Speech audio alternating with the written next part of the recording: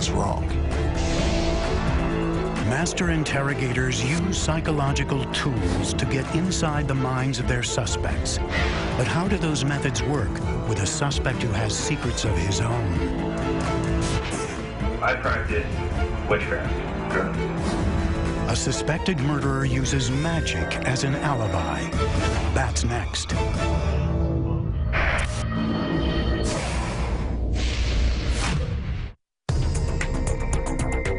The key to a successful interrogation is to judge a suspect accurately as he answers pointed questions. I didn't do it. Some accused offenders are better liars than others. Oftentimes, they're very skillful at it. They're good at making up their stories on the spot. They're good at keeping their stories consistent. But what about the suspect whose behavior is unlike anything an interrogator has ever faced?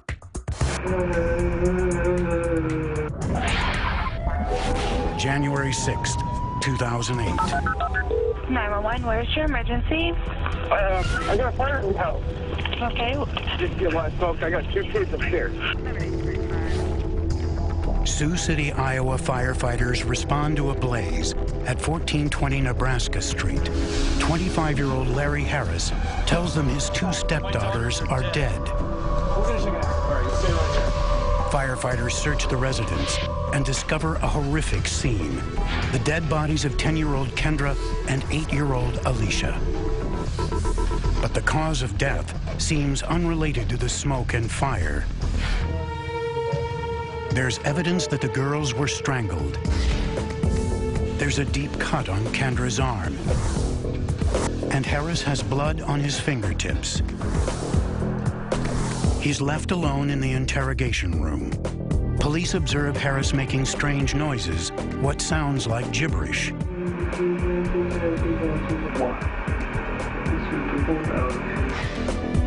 But when 11-year veteran Detective Jay Fleckenstein enters the room, how are you?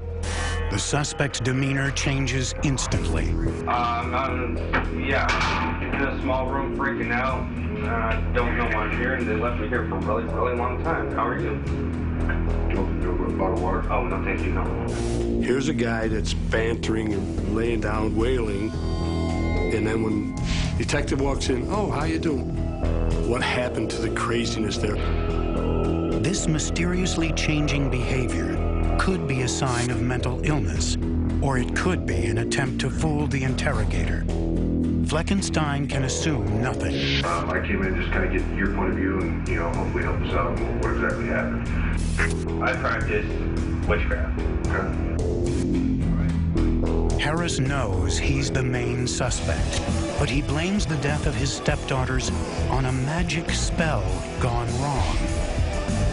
I must have lit candles in a wrong position. Had the altar on the wrong wall. I mean, there's so many itty-bitty little things like that. Right. And the dire consequences is that's all that lets you know. Okay. Do you know the name of the spell? It's got no name. Fleckenstein shows interest in order to get Harris to open up and talk. They need to trust you. I might not confess to you because I think you're arrogant and you're judging me, but I'm going to confess to him because he's treating me with respect. I've tried curses, big deal, they never worked. Right. I've done like spells for protection of my family, my house. Those work, I'm very familiar with those. An elaborate explanation like this, selling a story rather than just telling it, is a red flag for interrogators. Liars need to be believed. If you'd like a demonstration, I can do that. So you can kind of see how it works when I do the spell. Are they conveying information, or are they trying to convince me of something? Turn once this way, back to the altar. Once this way, back to the altar.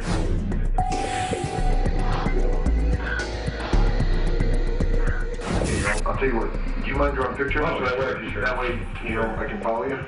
He's now part of your investigation. He's now taking an active part in helping you recreate the scene. So it's a good technique. So far, Fleckenstein has treaded carefully. But it's now time to confront the suspect. Would there be any reason that we would find their DNA on you being either through saliva, vaginal secretions, or blood? Not that I know of. The normal person would say, no way, that guy should have been out of his chair. What do you think, I'm some kind of pervert, hurt my own children? Typically, honest people, people who are not guilty, will leak surprise. Guilty people leak fear, because they know it was just a matter of time till someone knocked on the door. Harris's convoluted story strongly suggests deception. I don't subscribe to just Wicca or just ghost Satanism. I subscribe to a small little piece of each of them. Is Harris truly mentally disturbed, or is it all an elaborate lie? Are you crazy right now? You keep saying it. Are you crazy? That's next.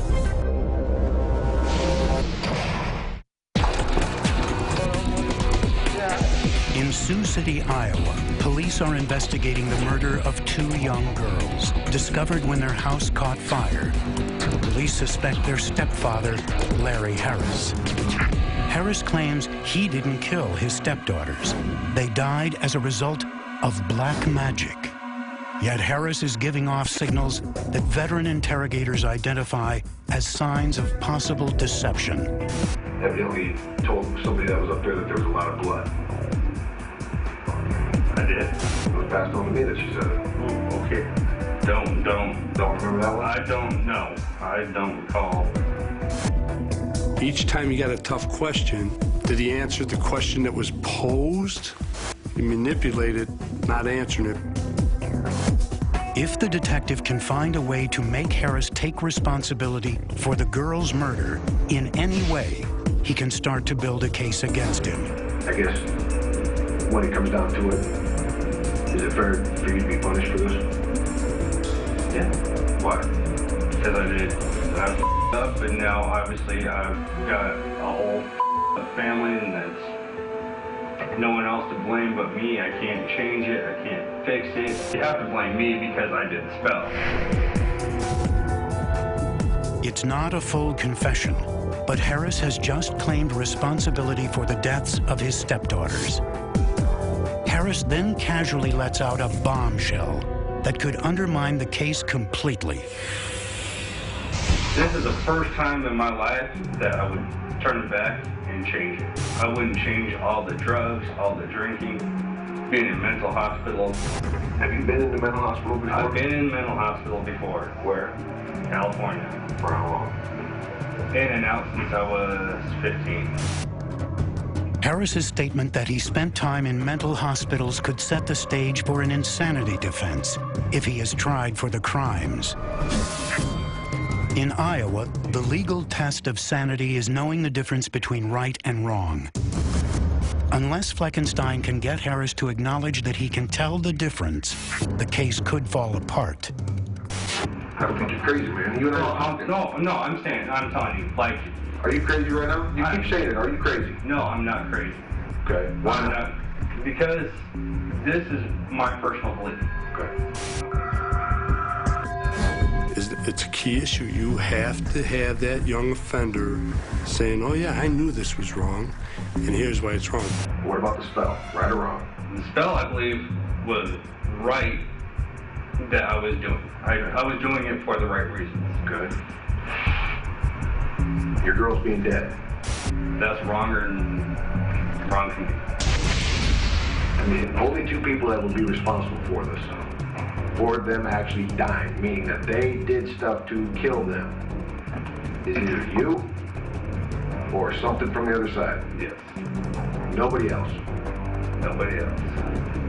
I thought that was an excellent exchange. You've now got the offender saying he's not crazy and then giving you a detailed explanation as to why he is not crazy. Throughout the interrogation, Harris has managed to keep his body language largely under control. His verbal tells have spoken louder than his nonverbal tells. But now, he begins giving off subtle signs of fear, signs an experienced interrogator sees all too clearly. The suspect takes his leg and wraps it around the chair that's constrained. So they're really trying to hold something back. Other signs of Harris's growing tension are less obvious. You said the girls are dead. Right?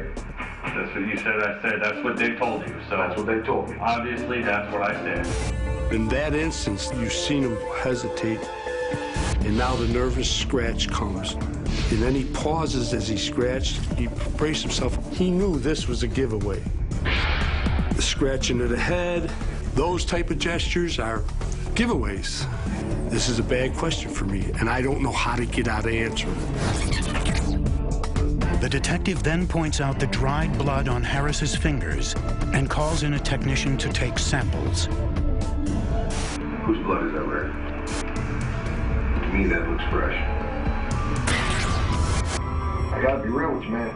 You haven't even cried that these two girls are dead. It hasn't even fazed you. After almost 5 hours of interrogation, Fleckenstein hasn't gotten a full-blown confession, but he's come very close. He got a dozen confession blurbs throughout here. When you confront a person, you say you killed these girls, and they really don't deny it, that's a tacit admission. Everything you said has been the truth? Yes, sir. Have I promised you anything? Not a damn thing. Have I intimidated you at all? Have I made you talk? Yep. How did I make you talk? Because you talk and ask questions. You need answers, I give answers. In the end, the real test of the interrogator's skill isn't what happens in the interrogation room. It's what happens in the courtroom. The results of the DNA test show that the blood on Harris's hands matches his stepdaughter. Harris's attorneys do indeed attempt an insanity defense, but the jury doesn't buy it. He committed first-degree murder and knew it was wrong. The judge sentences him to life in prison. Body language, verbal cues, fears of forensic science, the power of silence, and the all-too-human desire to simply come clean. In the hands of a skilled detective, these indicators become tools to pry into the criminal mind, delicate instruments in a search for truth. Each one is different. You've got to fit your bag of tricks to mold to that person's personality, that person's style. Some people can compare it to a battle. Some people compare it to almost like a dance. It's an art, and the cops that can do it, they're extraordinary.